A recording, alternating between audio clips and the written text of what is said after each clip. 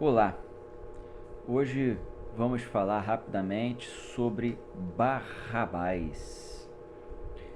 Claro, ele é uma figura muito popular na cultura pop, em palestras, em pregações, mundo afora.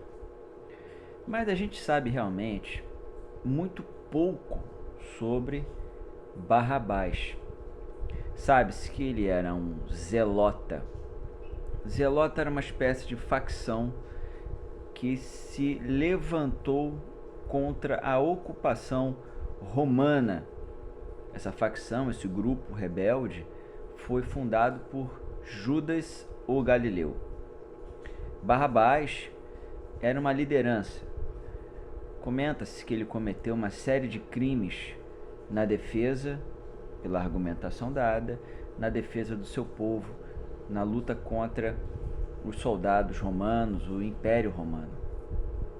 Há quem considerava à época melhor, que Barrabás fosse o verdadeiro Messias. Interessante, não é? Porque na cultura judaica, o Messias, o Salvador, não seria manso, não seria pacífico. Ele usaria uma espada de fogo para expulsar a golpes os ocupantes, os invasores romanos. Então Barrabás, embora fosse considerado um criminoso aos olhos do Império Romano e de uma importante parcela da população judaica, é bom lembrar, muitos o consideravam um herói, um mártir, um homem santo que agia em nome de Deus. É claro, a gente pode colocar que Barrabás ele representava o mundo e Jesus a espiritualidade. Mas isso num contexto filosófico que até eu mesmo uso em palestras, que eu já escrevi sobre isso, que está um dos capítulos do livro Reflexões e Caminho. Mas se a gente considerar o contexto histórico, cultural do povo judeu, Barrabás teve uma grande importância. É claro, é que hoje eu estou falando sobre ele, não é? Ao lado de Jesus, a violência ao lado da mansuetude, filosoficamente falando, certo? E a humanidade, os presentes ali, gritaram: Barrabás, dê-nos Barrabás, como se gritássemos pelas coisas do mundo, deixando as coisas do espírito de lado para ser espancado e crucificado. É claro, 2000 anos depois, Barrabás ele tem a sua própria trajetória espiritual. Se antes ele abraçava a violência como meio de libertação, certamente hoje ele compreende que a verdadeira libertação é a da consciência, proposta por Jesus.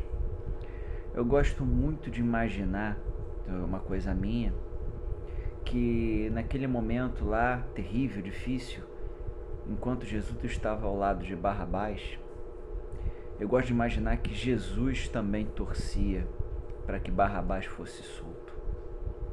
Eu imagino ele com o olho arrebentado e o outro olhando de cantinho assim, todo machucado, para o Barrabás, enquanto as pessoas gritavam para soltá-lo, soltar esse dito criminoso, e ele feliz, levantando os braços acorrentados: eu sou do povo, eu sou do povo, eu sou do povo. Com Caifás e toda aquela galera lá, aquele pessoal, os fariseus, né? Os hipócritas, a massa, felizes da libertação de Barrabás, para queria continuar a sua luta, né? Eu lembro que o Império não queria Barrabás solto, mas eu lembro que nesse momento em que Jesus, ao lado de Barrabás, torcendo para ele ser feliz, se reencontrar, o olhar dos dois se chocam, se encontram.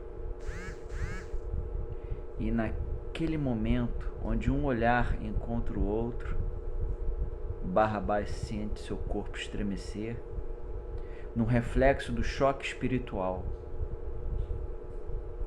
E dali, a verdadeira revolução de Barrabás começou. que a que conta é a do Espírito. Então, todos foram profundamente tocados pelo Cristo na terra. Antes, não sei, durante sua estada com certeza, e após também.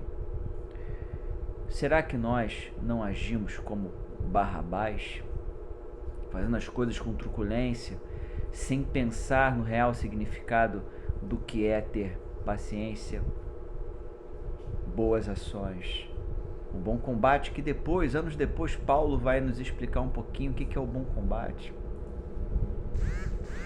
Sem sombra de dúvida, Barrabás hoje é um espírito de alto galardão espiritual, com o nome que deram para ele, o nome que ele escolheu. Mas naquela hora, até mesmo nesse momento de sofrimento, Jesus fez o possível para orientar uma alma agressiva, uma alma violenta, ainda que estivesse já ferido, com uma coroa de espinhos na cabeça, e vendo as pessoas xingando-o, ofendendo-o, pessoas que ele havia ajudado. Ainda assim, Jesus estava lá, por nós, para nós, conosco. Barrabás. Até quando vamos escolher Barrabás?